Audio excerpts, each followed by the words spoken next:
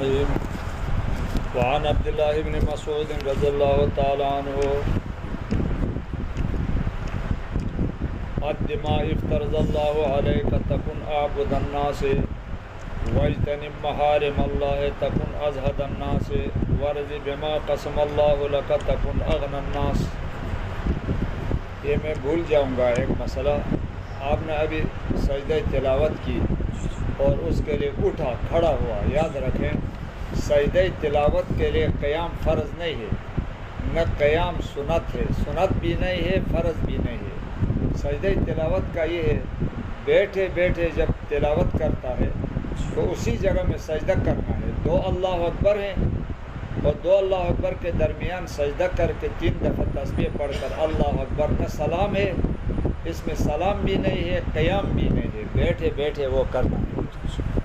عبداللہ ابن مسعود رضی اللہ تعالیٰ عنہ نے فرمایا قد ما افترض اللہ علیک تکن اعبد الناس. اللہ تعالیٰ نے آپ پر جتنے احکام فرض کی ہیں وہ فرائض ادا کرو تو سب سے زیادہ بڑے عابد آپ ہوں گے.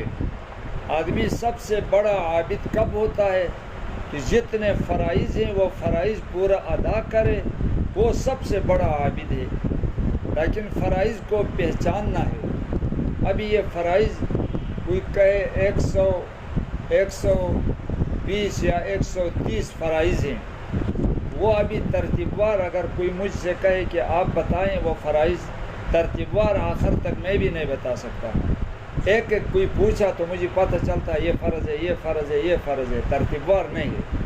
عوام کو تو ویسے بھی پتہ نہیں ہوتا ہے، اتنا شوق بھی کسی کا نہیں ہوتا ہے. تو فرائض سیکھنا ہے، سیکھنے کے بعد سارے فرائض ادا کرے. جب موقع ملا فرائض کا اپنا وقت ہوتا ہے، وہ وقت پر ادا کیا، سب سے بڑا عابد وہ ہوتا ہے. دوسرا کہا وَاجْتَنِبْ مَحَارِمَ اللَّهِ، اپنے کو بچائیں. اللہ نے جتنی چیزیں حرام کی ہیں حرام چیزوں سے اپنے کو بچائیں تو تکن ازہد الناس، سارے لوگوں میں زاہد پرہیزگار وہ ہے، وہ آدمی ہے. زاہد پرہیزگار کو کہتے ہیں کہ وہ حرام چیزوں سے اپنے کو بچائے. اور بڑے بڑے حرام کتابوں میں لکھا ہے 102 ہیں. فرائض زیادہ ہیں اور محرمات 102 ہیں، ان سے اپنے کو بچائے. اور کتابوں میں ہے، موقع ملا تو ہم آپ کو فرائض بھی لکھ کر دیں گے، محرمات بھی لکھ کر دیں گے اردو میں.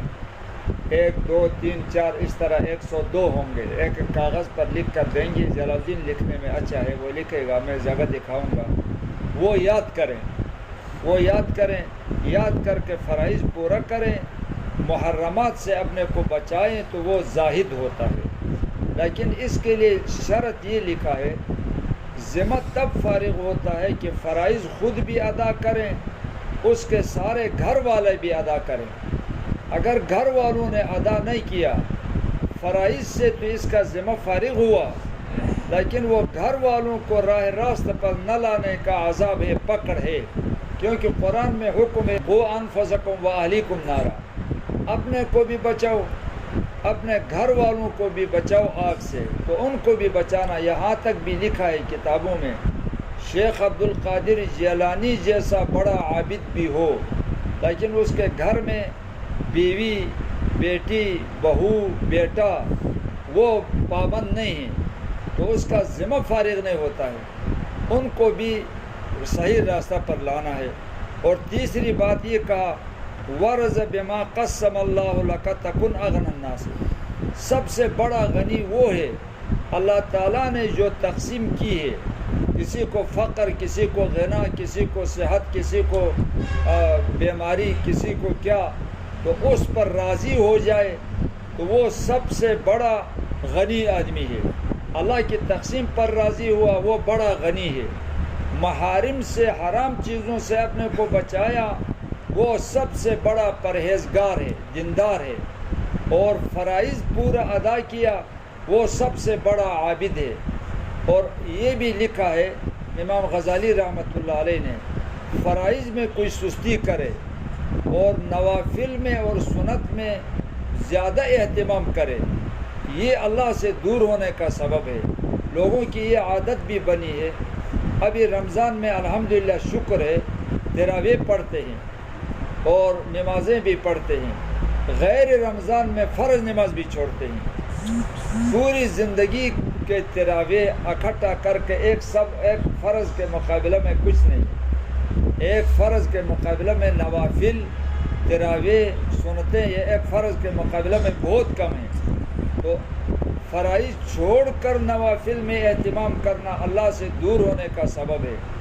دین ترتیب وار ہے. دین کی ترتیب ہے. پہلے عقائد ہیں. عقائد سیکھنے کے بعد فرائض ہیں. فرائض سیکھنے کے بعد محرمات ہیں اور اس کے بعد پھر واجبات ہیں. اگر اس ترتیب کو آدمی نے الٹا کیا کہ مستحبات کو پہلی لایا، غیر ضروری چیزوں کو پہلی لایا، ضروری چیزوں کو مؤخر کیا، تو وہ گناہگار ہوتا ہے اور بلکہ اللہ سے دور ہونے کا سبب ہوتا ہے. وہ ترتیب وار ہے.